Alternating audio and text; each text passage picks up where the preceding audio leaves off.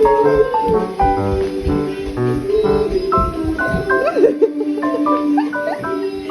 everyone, I am so happy that you can make it to my video. Today I'm going to be telling you about 5 things that I let my kids do and 5 things that I don't. This is an interesting one to film because we can just kind of see, you know, who does what. And my dog is at the door. Hold up. And my baby's up. We are back. Yeah, honey, I wasn't planning for you to be in this video.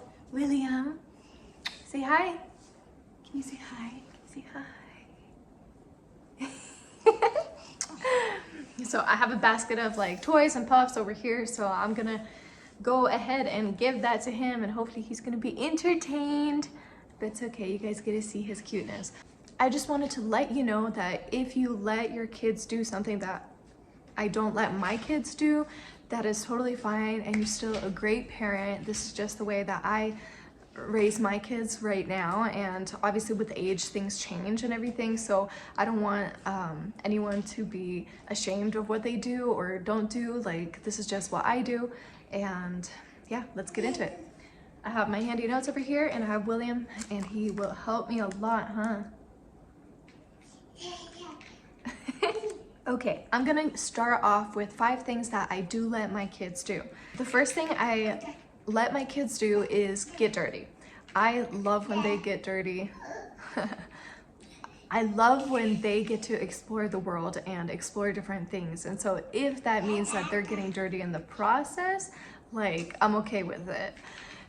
Don't necessarily love cleaning up the dirt, but I do let my kids get dirty. I think that it's an amazing thing that they go outside and they make like little mud pies with the dirt and do all the little stuff that they do. It's awesome. I let them play with flowers sometimes, Play-Doh, or different sensory things that they like to do. Not play in food. Well, I guess William does that all the time, but he's baby-led weaning, so that's a different thing. I let my kids cook with me. This is a very big thing in my family. They love cooking with me. We make breakfast together like every single day. And then if I'm making dinner or something, they love to help me out. And they're always like right there. They'll pull up the chairs to the table where I'm making the food. They love to help. Sometimes I'm not really up for them helping me because it is a lot messier. If I do it myself, then I don't make a huge mess. But if they're helping me, everything gets on the floor and all over them, and then, you know, I gotta rechange them, gotta clean up the floor. But it's great because like Alex, at age like 3, he already knew how to crack an egg open. Jonathan is learning right now. I also have these wooden knives that I let them cut with. The handle's up top, so they're not gonna cut themselves, and it's wood. Alex cuts mushrooms with it whenever I'm making a dish with mushrooms or anything else. Yes, sir. And it's just a great way to spend quality time together. I also let my kids make mistakes. This is one that has a lot of variety to many different mistakes. If I see one of my kids leaning over and I know that the cup is about to spill, I'm not gonna move it for them. I'm gonna let it spill so that they can have the consequence to their actions. I should look what's in front of me so that it doesn't spill. I also take that opportunity to teach them, hey, go grab a towel and clean it up because you spilled it, you were not careful. I think it's a good thing to use their mistakes as an opportunity for you to help them and guide them in those things. Obviously, if they're falling really bad or like I'll see a big danger, then yes, I will stop it. But in these little things, I think that it's better to have them make that mistake rather than guard them from that, and I'm sure they'll make it in the future without you watching them and without you guiding them. So that's something that I do. The 4th thing I let my kids do is play in their room alone.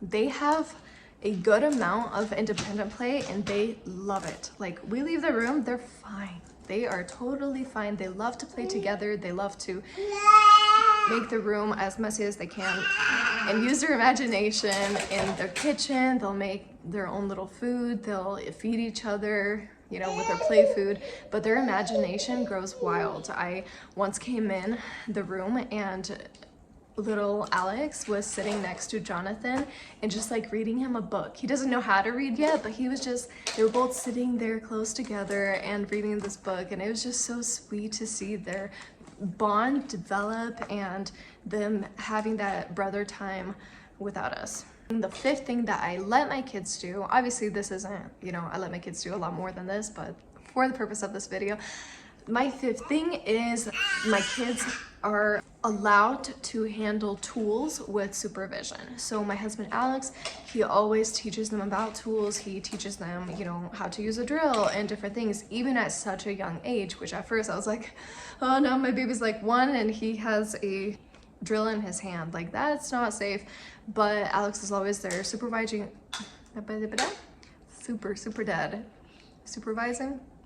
them, and they love it so much that they can have that time with dad and that they can use a tool. So the whole point of these, you know, 5 tips is we're kind of trying to make our kids explore the world and get to see how things work and guide them and be able to do that with them, instead of like try to guard them for our own ease. You know, if I don't let my kids get dirty, then obviously it's easier for me not to clean it up, but for them to be able to explore and learn things their own way.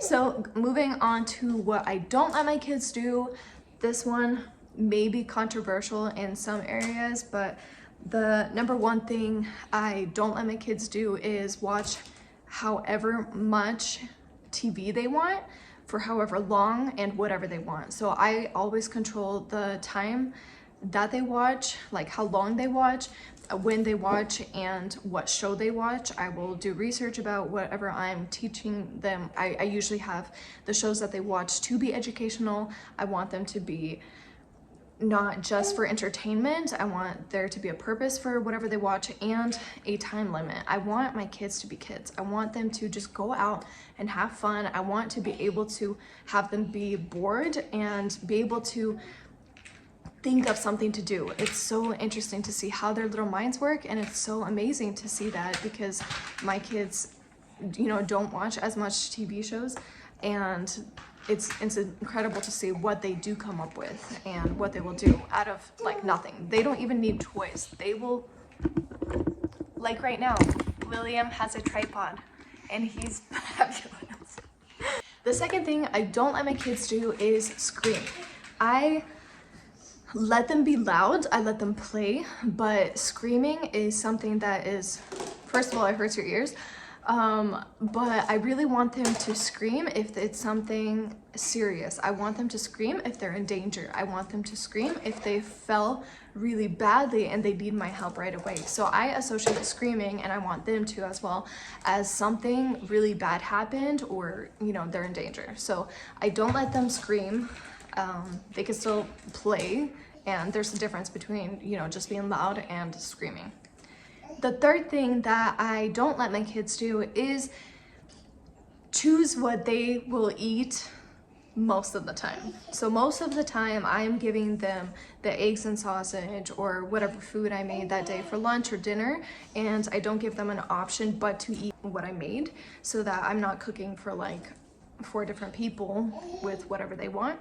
So I don't force them to finish whatever I made, but I do limit their option to that. They do have snacks and stuff that I will let them choose sometimes, but most of the times for the meals, I will give them whatever I made for that breakfast and lunch and dinner.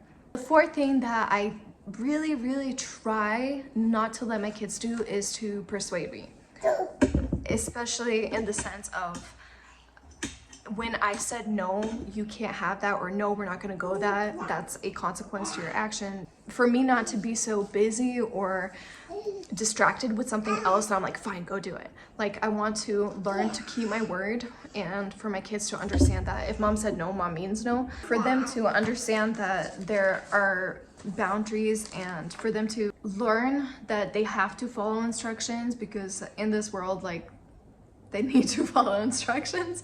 It's not something that is debatable. They can't always have it their own way. Do you agree or disagree? The fifth thing that I don't let my kids do is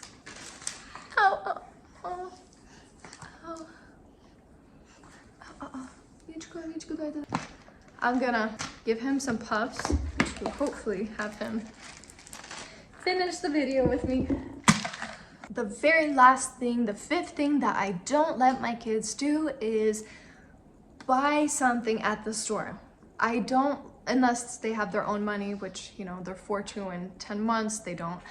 I don't let them buy a candy or a toy at the store. I don't want them to associate every time that I go to a store for them to get anything that they want, if you know what I mean. Like every time I go grocery shopping, they have to buy that cart or that toy or that drink or candy. If we're going through the toy section, and which I don't tempt them that way, but if we are and they're like, oh, you know, I really want that or something like that, then I will keep that in mind for, you know, the next holiday or whatever.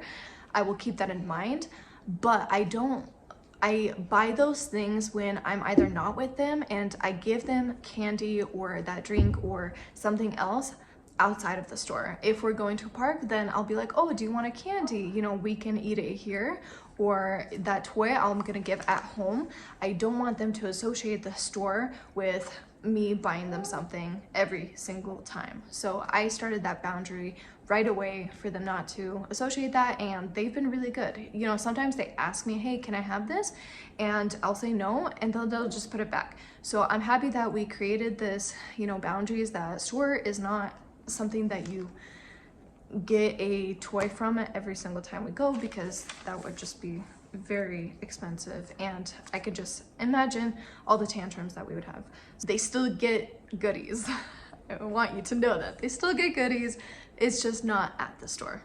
The very last thing that I wanted to share with you guys today, hold on, pups refill.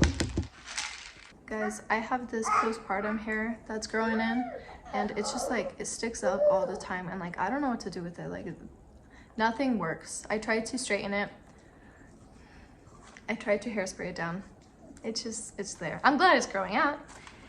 Anyway, the very last thing that I wanted to share with you guys is Proverbs 22:6. It says, train up a child in the way they should go, and when he is old, he will not depart from it. I want my kids to become godly men. I want them to understand that there are boundaries, that they need to, you know, clean up after themselves. I want them to understand the joys of the world and to be able to explore it. I want them to be respectful of other people and things and money. I want them to have a healthy financial, you know, life. I try to do these things with lots of thought, and I hope that this gave you some inspiration, or, you know, just for fun.